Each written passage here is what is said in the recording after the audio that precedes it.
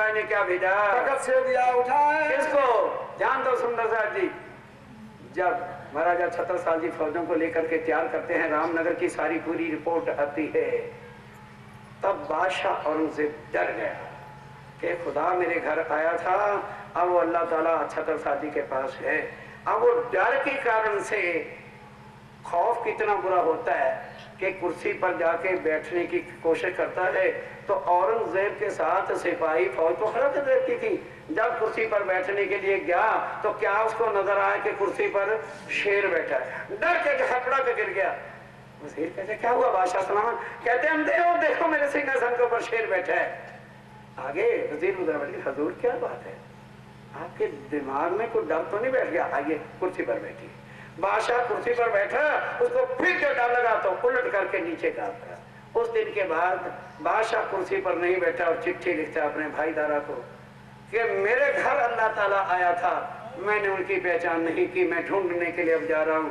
ये भी मायदा करके दिखाया। मुझे बूढ़ा ये पहुंचे, जब उदय पर पहुंचे, रानी को पैगाम देना था। दज्जाल बैठा था। फिर वहां दज्जाल बैठा था, कौन? उसने यार ना मजा आया।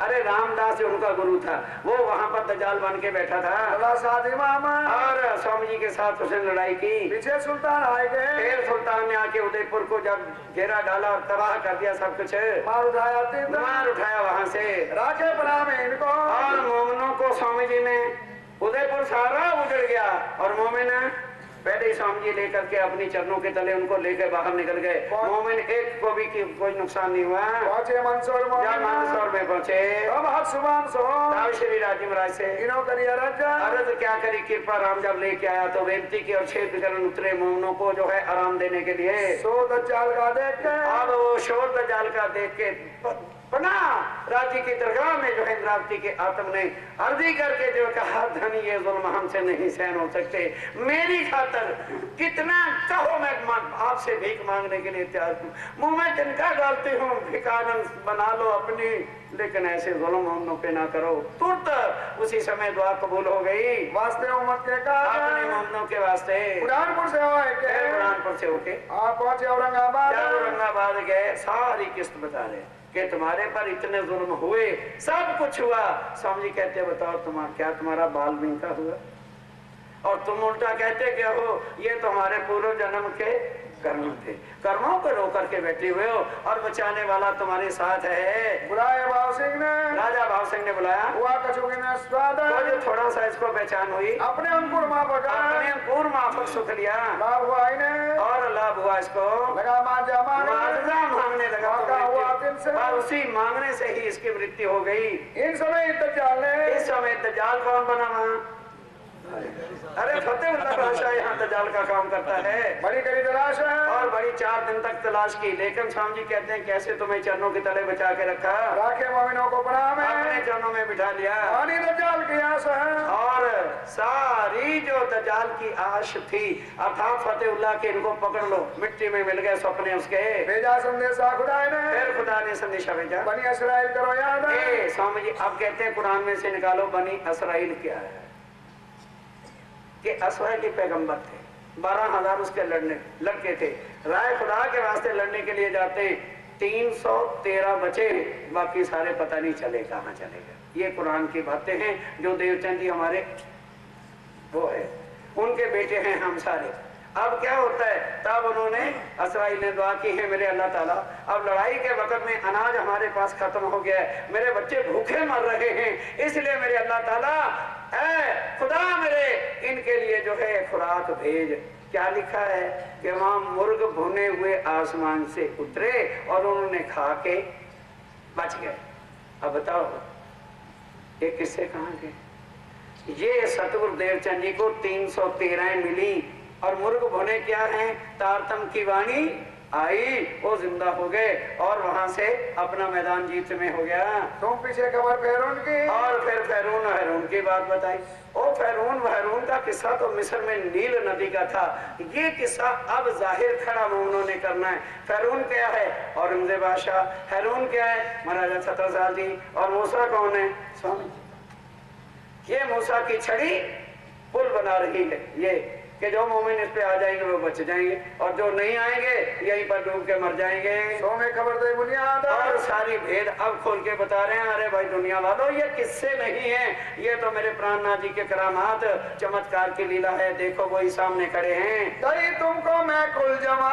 अब क्या कहते हो सुंदर सा, लाख दुनिया तुम्हारे पर मुसीबत डाले, पर उन मुसीबतों से यदि बचना चाहते हो तो ये सत्यवाणी मैंने तुमको कुलजम स्वरूप की वाणी दी है। इनको किया गड़ा कर और बाकी सारी दुनिया के ग्रंथों को मिट्टी में मिलाकर अब मैंने गर्क कर दिया है। इनकी सारी शक्ति सत्ता छीन करके इसमें मैंने भर दी है। पढ़ो मेरे कलाम को।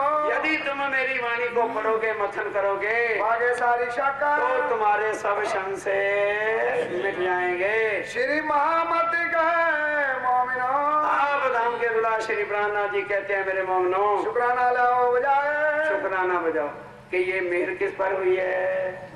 तो यदि तुम्हारे पर हो रही है तो तुम कौन हो। अब ना कहना कि हम जीव हैं। दज्जाल सो लड़ाई और दज्जाल हमेशा तुम्हारे सामने लड़ाई लड़ता भी रहेगा, लेकिन तुम क्या करना, एक कुलजम की ढाल रखना अपने सामने। इस वाणी को मथन करने रहना, तुम्हारा कोई बाल बिंका नहीं करेगा। भागवत के पीछे जाओगे तो नरकों में सड़ोगे। और क्या कर लिए बचाए। और किस तरह तुम्हें राज्य महाराज बचाते रहेंगे। कौन, ए वाणी की मेहर तुम्हारे ऊपर जो है छतरी डाल रखी है, इसका यकीन लेके मथन करते रहना। राज्य महाराज की मेहर की नजर तुम्हारे ऊपर है, जरा भी तुम्हें कष्ट नहीं होगा और हर समय राज्य चरणों में लेके बैठे हैं। और क्या कर लिए बचा।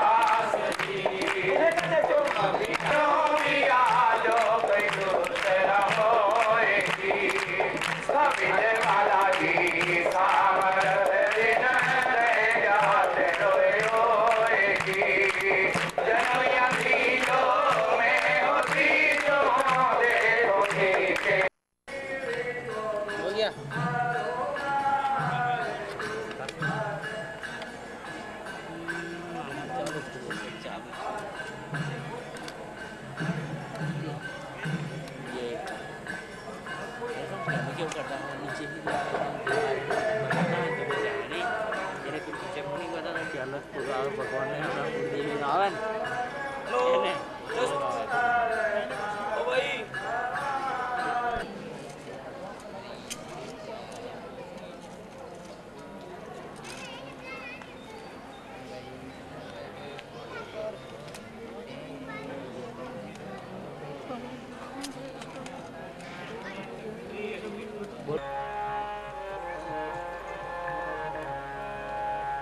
तुम ही तो हो मेरे धाम दूल्हा, जो बैठे हैं बीच में रूहों के।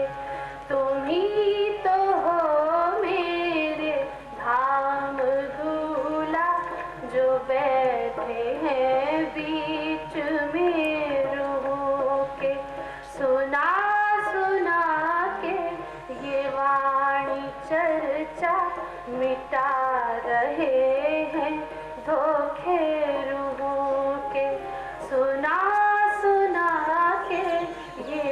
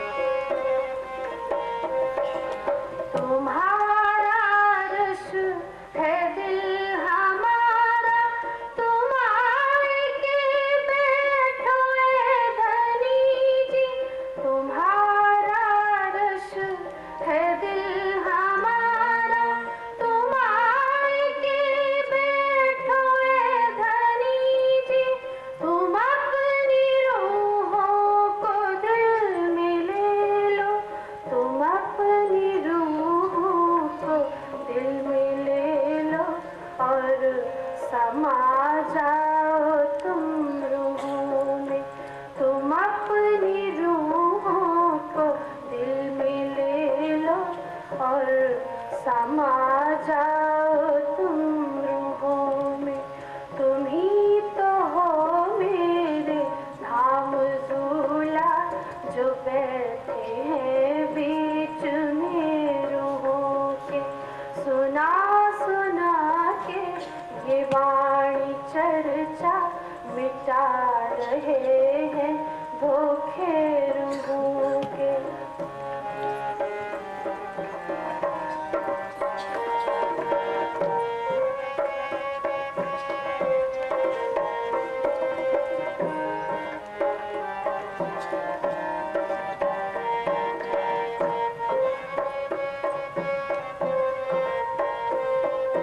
तुम्हारी पहचान क्यों है मुश्किल, क्यों डाला है ये पर्दा धुई का। तुम्हारी पहचान क्यों है मुश्किल, क्यों डाला है ये पर्दा धुई का। लिया है तुमने भी तन तो वैसा, लिया है तुमने भी तन तो वैसा के जैसे तन है तेरी रूहों के। लिया है तुमने भी तन तो वैसा के जैसे तन है तेरी रूहों के। सुना सुना के ये वाणी चर्चा मिटा